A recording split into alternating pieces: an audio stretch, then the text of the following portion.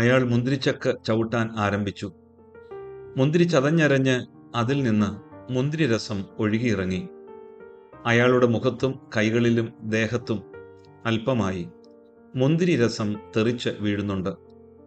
വയലറ്റും ചുമപ്പും കറുപ്പും ഉള്ള മുന്തിരിക്കുലകൾ അയാളുടെ വസ്ത്രത്തിൽ വിരിഞ്ഞു. അയാൾ മുന്തിരിരസത്തിന്റെ നറുമണം ഉള്ളവനായി മാറി. അന്തിയിൽ മുന്തിരി മണമുള്ള ആ വേഷം അയാൾ അഴിച്ചു മാറ്റും.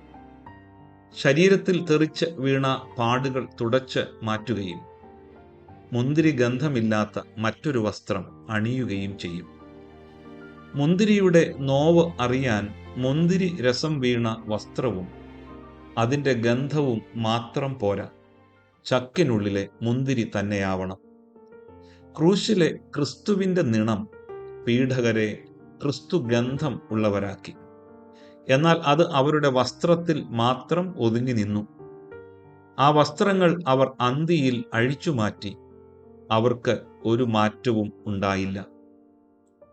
ക്രിസ്തുവിൻ്റെ ഗന്ധം ഉള്ളവരായി മാറുവാൻ കുരിശിന്റെ ചുവട്ടിൽ നിന്നാൽ മാത്രം പോരാ, ക്രിസ്തു നിണത്താൽ ഹൃദയം കഴുകപ്പെടണം. നോമ്പുകൾ നമ്മെ ക്രിസ്തു ഗന്ധമുള്ളവരാക്കട്ടെ.